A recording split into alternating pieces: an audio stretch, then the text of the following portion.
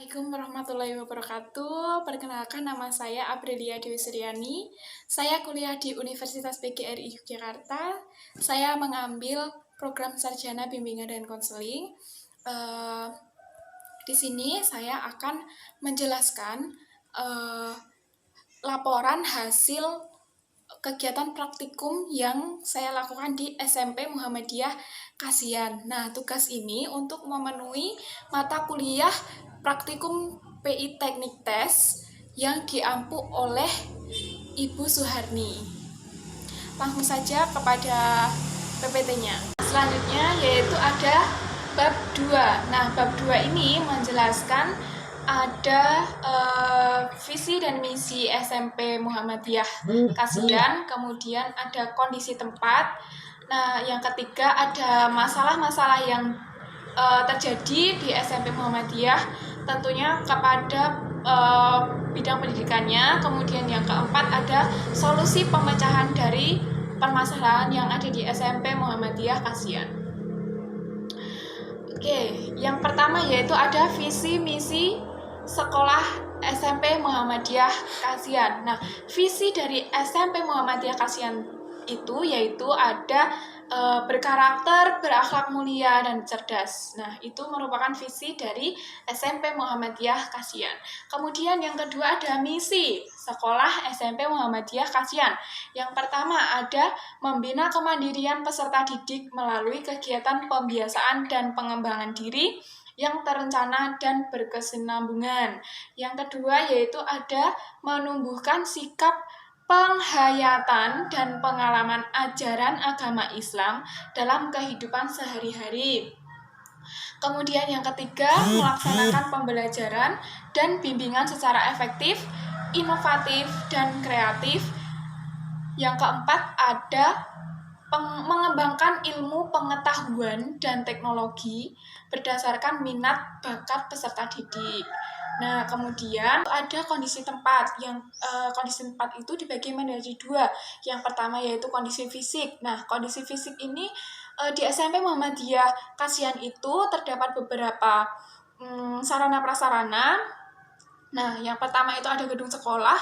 Gedung sekolahnya itu ada yang tingkat, ada yang di bawah, dan sekarang sedang melakukan pembangunan.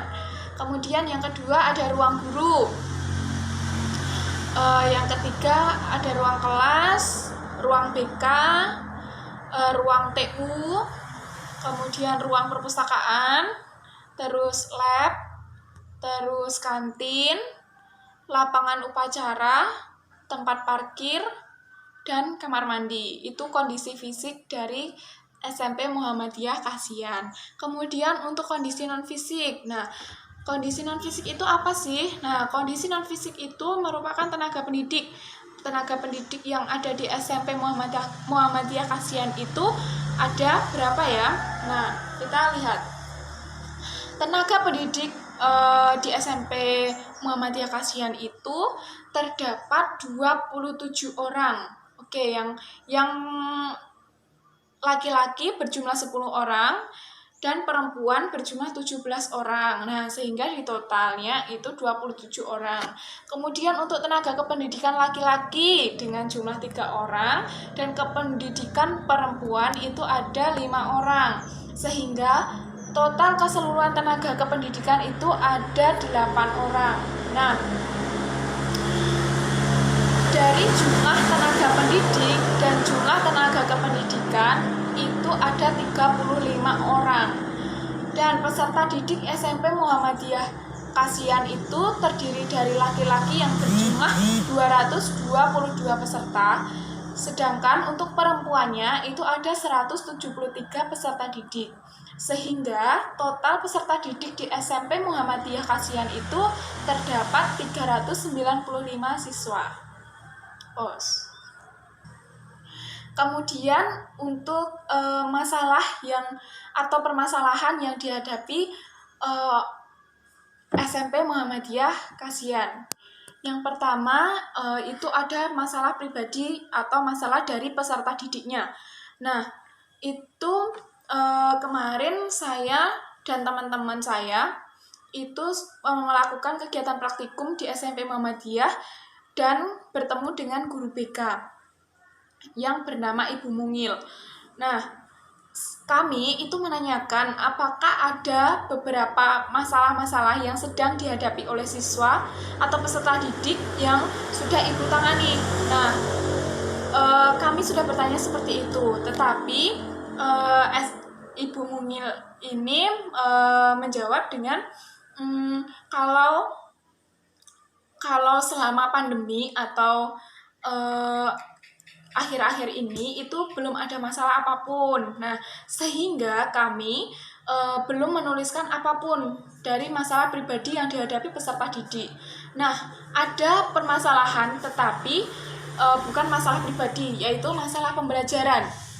Nah, pembelajaran ini yang dilakukan secara daring atau online, nah itu menjadi ada beberapa permasalahan yang dialami oleh peserta didik. Yang pertama yaitu kuota internet. Nah, kuota internet ini sebelum diberikan oleh Kementerian Pendidikan, nah mereka sangat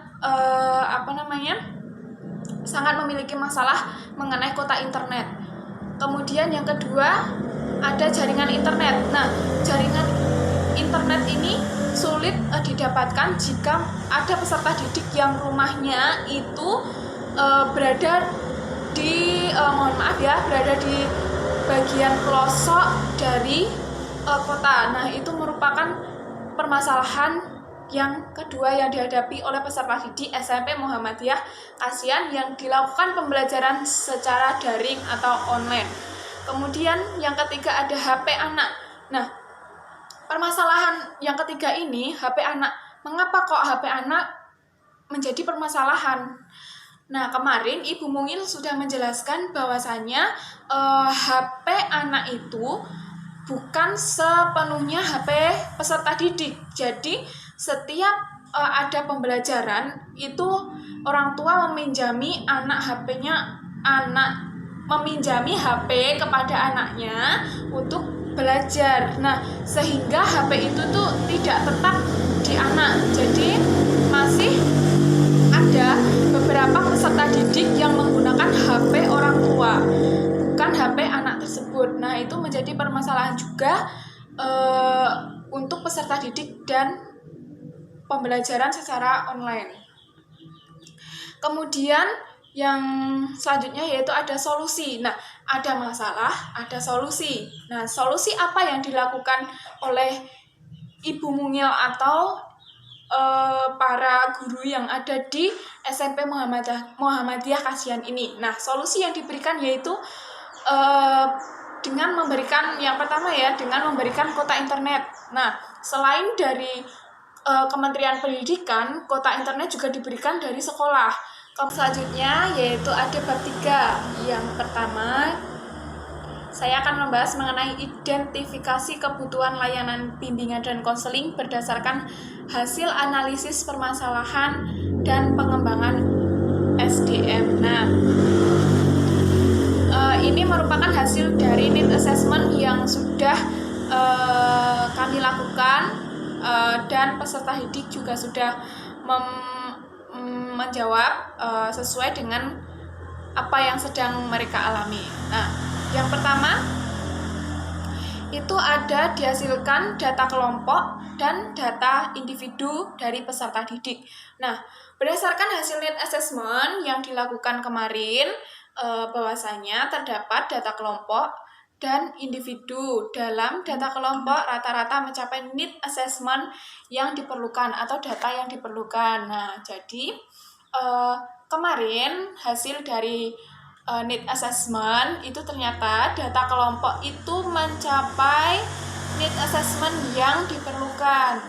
Nah, dari semua analisis kelompok rata-rata kelas 8A ini, kebetulan kemarin peserta didiknya yang diambil oleh kami itu ada kelas 8A sebesar 5,62%. Kemudian selanjutnya ada data individu. Nah, tanda data individu ini yang tertinggi itu bernama Salsa Rahmawati. Nah, ini data analisis individu yang bernama Salsa Rahmawati belum mampu melewati data kelompok teman sekelasnya berdasarkan data individu 5,79. Dari tahun ke tahun perkembangan landasan hidup religius itu tidak merubah tinggi rendahnya perkembangan tersebut. Ada sasaran pemahaman individu teknik tes. Nah, sasarannya itu kira-kira untuk siapa ya? Sasaran pemahaman teknik tes ini ditujukan kepada aspek pribadi siswa atau kepribadian peserta didik terkait dengan individu sebagai pribadi. Sasaran pemahaman individu adalah kebutuhan konseli atau permasalahan yang sedang dihadapi oleh konseli dengan ada beberapa tes yang dilakukan oleh guru BK untuk mendapat data yang konkret dari peserta didik dengan mudah.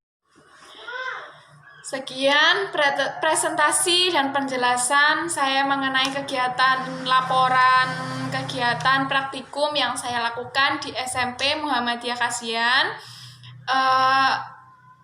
Semoga bermanfaat kepada teman-teman dan saya juga mengucapkan terima kasih kepada pihak-pihak yang sudah terlibat, terutama para guru di SMP Muhammadiyah Kasihan yang telah membantu tugas saya